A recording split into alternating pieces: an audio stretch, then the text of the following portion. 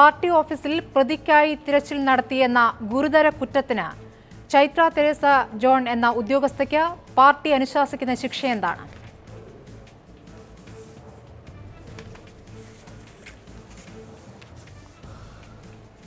Party DCPക്ക് പ്രത്യേകിച്ച് ഒരു ശിക്ഷയും വിധിക്കണം എന്ന് നിലപാടില്ല. ഇവിടെ ഇന്ത്യയിലെ ജനാധിപത്യ വ്യവസ്ഥയനുസരിച്ച് ഏതെങ്കിലും ഒരു പ്രതിയെ അന്വേഷിച്ചെത്തുന്ന ഒരു പോലീസ് ഉദ്യോഗസ്ഥ അല്ലെങ്കിൽ ഒരു പോലീസ് ഉദ്യോഗസ്ഥൻ ഒരു സ്ഥാപനം റെയ്ഡ് ചെയ്യുന്നതിന് CRPCയിൽ പ്രധാനമായും 2 വകുപ്പുകളാണുള്ളത്. എമർജൻസി റെയ്ഡിന് സാധാരണയായി CRPC 165 എമർജൻസി റെയ്ഡിന് നിശ്ചയിക്കപ്പെടുന്ന പോലീസ് ഉദ്യോഗസ്ഥൻ എവിടെയാണോ റെയ്ഡ് നടത്തേണ്ടത് ആ സ്ഥാപനത്തിലെത്തി ആ സ്ഥാപനത്തിലുള്ള ഉടമസ്ഥൻ അല്ലെങ്കിൽ താമസക്കാർ അതിനുമപ്പുറത്ത് സ്വതന്ത്ര സാക്ഷി എന്ന് CRPC പറയുന്ന സ്വതന്ത്ര സാക്ഷിയുടെ സാന്നിധ്യത്തിൽ പോലീസ് കൊണ്ടുവന്നത് എന്തൊക്കെയാണ്, അവിടെയുള്ളത് എന്തൊക്കെയാണ്, അവിടെയുള്ളവരാരൊക്കെയാണ് എന്നത് സംബന്ധിക്കുന്ന പ്രാഥമിക സെർച്ച് റിപ്പോർട്ട് തയ്യാറാക്കുകയാണ്. ഇതിൻ്റെ അടിസ്ഥാനത്തിൽ അവിടെ സെർച്ച് നടത്തുകയാണ് ചെയ്യുക. സെർച്ച് നടത്തി സെർച്ച് പൂർത്തിയായതിനു ശേഷം സെർച്ചിൻ്റെ അടിസ്ഥാനത്തിൽ അവിടെ കണ്ടെത്തിയത് എന്തൊക്കെയാണ് അല്ലെങ്കിൽ ഒന്നും കണ്ടെത്തിയിട്ടില്ല എന്താണ്, ആരൊക്കെയാണ് അവിടെ ഉണ്ടായിരുന്നത് എന്നത് സംബന്ധിക്കുന്ന കൃത്യമായ സെർച്ച് റിപ്പോർട്ട് സ്വതന്ത്ര സാക്ഷിയെ അറ്റസ്റ്റ് ചെയ്ത് തിരിച്ചു കൊടുക്കുന്ന രീതിയാണ് CRPC 165. CRPC 100 എന്നാൽ നേരത്തെ തന്നെ തനിക്ക് ലഭിക്കുന്ന വിവരം കൃത്യമായും വിശ്വാസയോഗ്യമാണ് എന്ന് താൻ മനസ്സിലാക്കുന്നു എന്നും അതിൻ്റെ അടിസ്ഥാനത്തിലൊരു വീടോ പാർട്ടി ഓഫീസോ സ്ഥാപനമോ ഇത് റെയ്ഡ് ചെയ്യുന്നതിന് കോടതിയുടെ അനുമതി വാങ്ങുന്നതാണ് സെർച്ച് വാറണ്ട്. അതുപയോഗിച്ച് റെയ്ഡ് നടത്തിയാൽ അത് സംബന്ധിക്കുന്ന സെർച്ച് മെമ്മോറാണ്ടം പ്രസ്തുത ഉദ്യോഗസ്ഥ അല്ലെങ്കിൽ ബന്ധപ്പെട്ടയാൾ കോടതിക്ക് കൈമാറുന്നതാണ് നിലവിലുള്ള ഇന്ത്യയിലെ CRPC നിയമം അനുസരിച്ച് ഏതൊരു വ്യക്തിക്കും ഏതൊരു പൗരനും ഏതൊരു സ്ഥാപനത്തിനും നൽകേണ്ടുന്ന പരിഗണന.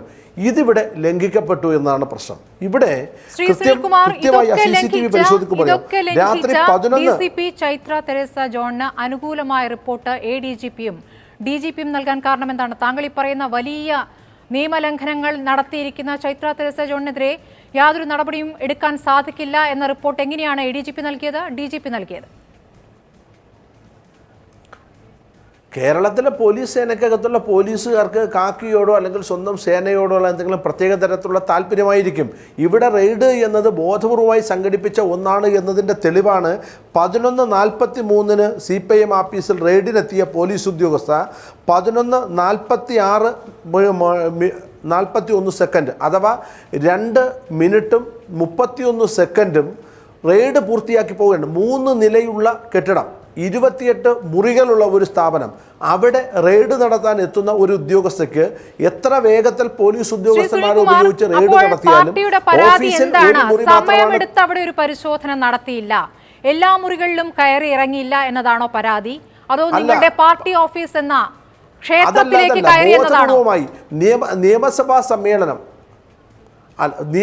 സമ്മേളനം ജനുവരി മാസം 25 നടക്കാനിരിക്കെ 24-ാം തീയതി രാത്രി 11:43 പാർട്ടി ഓഫീസിലെത്തിയത് ഒരു പോലീസ് ഉദ്യോഗസ്ഥയ്ക്ക് പോലീസ് സ്റ്റേഷനിലേക്ക് ചില ആളുകൾ കല്ലെറിഞ്ഞു എന്നതിന്റെ അടിസ്ഥാനത്തിൽ ആ പ്രതികൾക്കെതിരെ പോലീസ് തിരച്ചിൽ നടത്തുമ്പോൾ എന്തൊക്കെ ആലോചിക്കണമല്ലേ?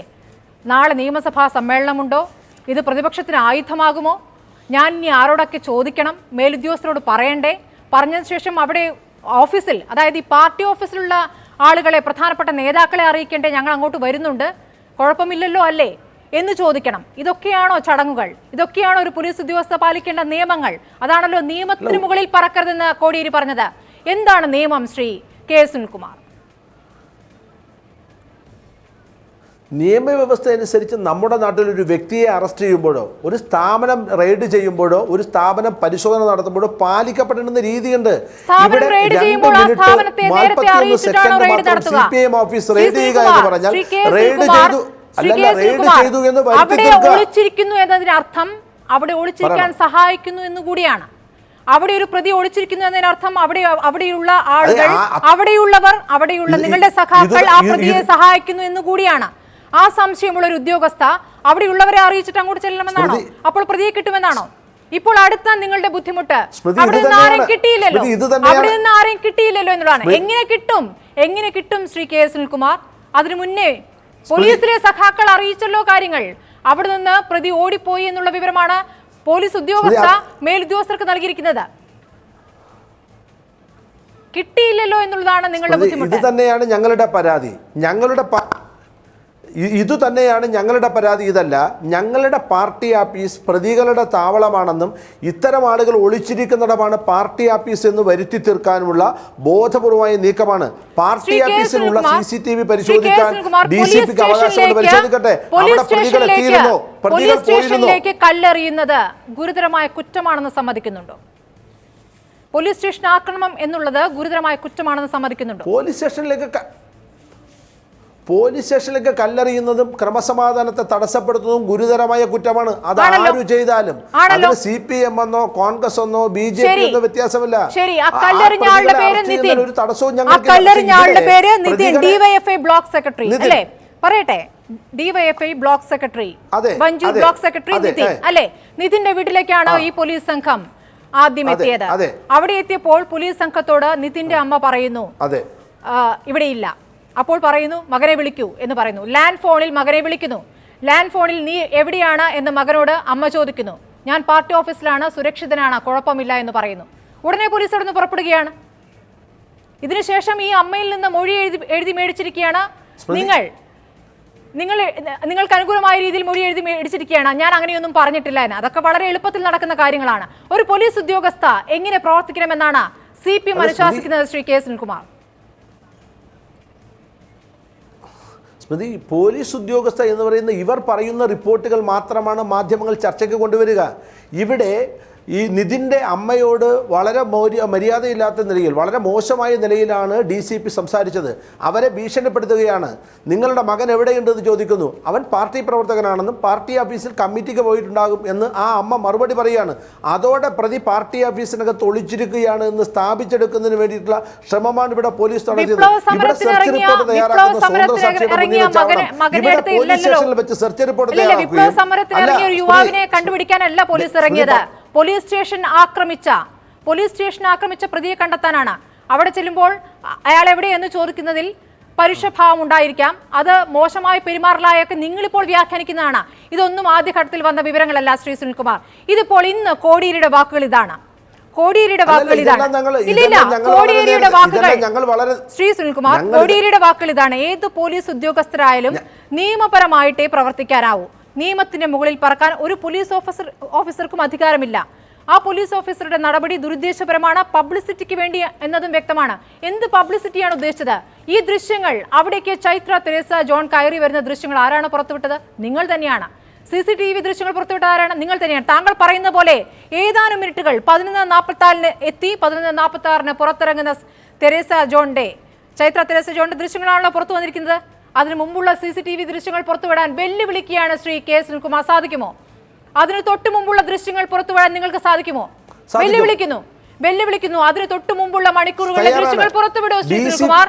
അതെ, ഞങ്ങൾ തയ്യാറാണ്. അതിപ്പോൾ ചെയ്യാമല്ലോ. ഇത്രയും ദിവസങ്ങൾക്കകം ചെയ്യാമായിരുന്നല്ലോ. മുഴുവൻ ദൃശ്യങ്ങളും എന്ന രീതിയിൽ കാണിക്കാമായിരുന്നല്ലോ. അല്ല, ഇപ്പൊ മുഴുവൻ ദൃശ്യങ്ങളും 48 മണിക്കൂർ മുമ്പും ശേഷവുമുള്ള മുഴുവൻ ദൃശ്യങ്ങളും പുറത്തുവിടാൻ CPIM തയ്യാറാണ്. ഇവിടെ സെർച്ച് റിപ്പോർട്ട് തയ്യാറാക്കേണ്ടുന്നത് സ്വതന്ത്രമായിട്ടുള്ള സാക്ഷിക്ക് മുന്നിലാണെന്നിരിക്കെ പോലീസ് സ്റ്റേഷനിലെത്തി സാബു എന്ന് പറയുന്ന ASIയെ കൊണ്ട് സെർച്ച് റിപ്പോർട്ടിന് കള്ളസാക്ഷി ഒപ്പിടിപ്പിച്ചതും താൻ ചെയ്ത കൃത്രിമങ്ങൾക്കും അരുതായികൾക്കും മറയിടാൻ മറ്റൊരു പോലീസ് ഉദ്യോഗസ്ഥനെ കൊണ്ട് സെർച്ച് റിപ്പോർട്ട് സാക്ഷി ഒപ്പിടുകയും ചെയ്തത് കൃത്രിമം കാണിച്ചിരിക്കുന്നത് DCP ആണ്. സെർച്ച് റിപ്പോർട്ട് സ്വതന്ത്ര സാക്ഷികളുടെ മുന്നിൽ ഒപ്പിടുക എന്ന ക്രമം തെറ്റിച്ചിരുന്ന DCP ആണ് ഇവിടെ CRPCയിലെ മാനദണ്ഡങ്ങൾ ലംഘിക്കപ്പെട്ടത്. DYFI നേതാവാകട്ടെ മറ്റൊരാളാകട്ടെ ക്രിമിനൽ കേസിലെ പ്രതികൾ എവിടെ ഒളിച്ചിരുന്നാലും പിടിക്കപ്പെടണമെന്ന് സംശയമില്ല. ഇവിടെ CPIMനെ അപകീർത്തിപ്പെടുത്തുക, നിയമസഭാ സമ്മേളനത്തിന് മുൻപ് 2.5 മിനിറ്റ് ഈ ഓഫീസിനകത്ത് റെയ്ഡ് നടത്തി എന്ന ഒരു ചിത്രമുണ്ടാക്കുക, അതുവഴി ഈ പ്രസ്ഥാനത്തെ അധിക്ഷേപിക്കുക, ഇതായിരുന്നു DCPയുടെ ലക്ഷ്യം. അത് പരിശോധിക്കപ്പെടണം. അതിന്റെ പിന്നിലുള്ള ഗൂഢാലോചന എന്നത് പരിശോധിക്കും. ഇതാണ് ഞങ്ങളുടെ പരാതി. കേസിൽ 25 പ്രതികളുണ്ട് അല്ലെ? 25 പ്രതികൾ. എത്ര പേരെ പിടികൂടാനായി? എത്ര പേർ പിടിയിലായിട്ടുണ്ട്? പോലീസ് സ്റ്റേഷൻ ആക്രമണ കേസുമായി ബന്ധപ്പെട്ട് സ്മൃതി മറച്ചു വെക്കപ്പെടുന്ന ചില ഭാഗങ്ങളുണ്ട്. മെഡിക്കൽ കോളേജ് പോലീസ് സ്റ്റേഷൻ അതിർത്തിയിൽ RSSുമായി BJPയുമായി ബന്ധമുള്ള ഒരു ക്രിമിനൽ പേര് ബിനു, അയാൾ തൻ്റെ വീടിൻ്റെ അയൽവക്കത്ത് താമസിക്കുന്ന ഒരാൾ കുമാറിനെ വെട്ടുകത്തിക്കൊണ്ട് വെട്ടുകയാണ്. ഇതുമായി ബന്ധപ്പെട്ട പ്രതിയെ നാട്ടുകാർ പിടികൂടി പോലീസിൽ ഏൽപ്പിച്ചു. അവിടെ ഉണ്ടായിരുന്ന അഡീഷണൽ SI സാംസൺ ഈ പ്രതിയെ വിട്ടയക്കുന്നു. DYFI നേതാവിൻ്റെ നേതൃത്വത്തിൽ ഒരു സംഘം ആളുകൾ പോലീസ് സ്റ്റേഷനിൽ പോയി ഇത് ചോദ്യം ചെയ്യുമ്പോൾ സബ് ഇൻസ്പെക്ടർ വണ്ടിയുമായി പോയി പ്രതിയെ വീണ്ടും പിടിക്കുകയാണ്. വെട്ടുകത്തി ഉപയോഗിച്ച് വെട്ടിയ പ്രതിക്ക് ആംസ് ആക്ട് ഫിറ്റ് ചെയ്യാതെ ഇയാൾക്ക് ബെയിലബിൾ സെക്ഷനിട്ട് കേസെടുക്കുന്നു. ഇതുമായി ബന്ധപ്പെട്ടുണ്ടായ തർക്കമാണ്. ആ തർക്കത്തിനിടയിൽ ഒരാൾ പോലീസ് സ്റ്റേഷനിൽ കല്ല് വലിച്ചെറിഞ്ഞു. കല്ല് വലിച്ചെറിഞ്ഞ ആളിൻ്റെ പേര് മനോജാണ്. 23-ാം തീയതി കല്ല് വലിച്ചെറിഞ്ഞു. 24-ാം തീയതി എറിഞ്ഞ പ്രതിയെ CCTVയിലൂടെ ഐഡൻറ്റിഫൈ ചെയ്ത് പോലീസ് പിടിച്ചു. ഒരു വലിയ കല്ലെടുത്തുകയോ ഒരു കൂട്ടമേറ് നടക്കുകയോ ചെയ്തില്ല. എറിഞ്ഞ പ്രതിയെ കൃത്യമായി CCTVയിലൂടെ പോലീസ് ഐഡൻറ്റിഫൈ ചെയ്തു, പ്രതിയെ പിടിച്ചു. പക്ഷേ അവിടെ വന്ന ജനക്കൂട്ടത്തിന് നേതൃത്വം കൊടുത്തത് DYFIയുടെ ബ്ലോക്ക് സെക്രട്ടറി നിതിനാണ് എന്നതുകൊണ്ട് തന്നെ നിതിൻ അടക്കം 25 ആളുകൾ ഗൂഢാലോചന നടത്തി പോലീസ് സ്റ്റേഷനിൽ കല്ലെറിഞ്ഞു എന്ന് വരുത്തി തീർക്കാനും പ്രതിയെ വിട്ടഴിച്ച പോലീസിന്റെ ഭാഗത്തുണ്ടായിട്ടുള്ള കൃത്യവിലോപത്തെ മറച്ചുപിടിക്കാനുമാണ് മെഡിക്കൽ കോളേജ് പോലീസ് ശ്രമിക്കുക. പോലീസ് സ്റ്റേഷനിലേക്ക് ഒരു സംഘമായി വരുന്നു. അതിലൊരു സംഘം പോലീസുമായി തർക്കത്തിലേർപ്പെടുന്നു, ബഹളം വയ്ക്കുന്നു, അതിൽ ചിലർ കല്ലെറിയുന്നു. ഇതിൽ എല്ലാവരെയും വേറെ വേറെ കാണണമെന്നാണോ താങ്കൾ പറയുന്നത്? അതെ, എല്ലാവരും വേറെ വേറെ കാണുമെന്നാണോ പറയുന്നത്? ഒരു സംഘമായിട്ടാണ് വരുന്നത്. ഒരു സംഘമായി വന്ന് ചിലർ തർക്കത്തിലേർപ്പെടുന്നു, ചിലർ ബഹളം വയ്ക്കുന്നു, ഒരാൾ കല്ലെറിയുന്നു. ഒരാളെന്ന് താങ്കൾ പറയുന്നു, ശരി, ഒരാൾ കല്ലെറിയുന്നു. അത് മുഴുവനും ഒരുമിച്ചുള്ള പ്രവർത്തനമാണ്. അതെങ്ങനെ വേറെ വേറെ കാണാൻ സാധിക്കും? മാത്രമല്ല, ഈ താങ്കൾ ഈ പറയുന്ന 25 പ്രതികൾ ഒരാൾ മാത്രമാണ് പിടിയില എന്ന് പറഞ്ഞല്ലോ. ആ ഒരാൾ മനോജിന് ജാമ്യം ഇന്ന് കോടതി എന്തുകൊണ്ട് കൊടുത്തില്ല ശ്രീ സുനിൽകുമാർ? മനോജിന് ജാമ്യം കൊടുത്തിട്ടില്ല. മനോജിന് ജാമ്യം കൊടുക്കാത്തതിന് കോടതി പറഞ്ഞത് പോലീസ് സ്റ്റേഷൻ ആക്രമണം ഗുരുതരമായ കുറ്റകൃത്യമാണെന്ന് പറഞ്ഞുകൊണ്ടാണ്. കോടതി പറയുന്നു ഇയാൾക്ക് ജാമ്യം നൽകിയാൽ അത് സമൂഹത്തിന് നൽകുന്ന സന്ദേശം തെറ്റായ സന്ദേശമായിരിക്കും. അതുകൊണ്ട് ഇയാൾക്ക് ജാമ്യമില്ല എന്നാണെന്ന് കോടതി പറഞ്ഞ. താങ്കളിലേക്ക് വരാം.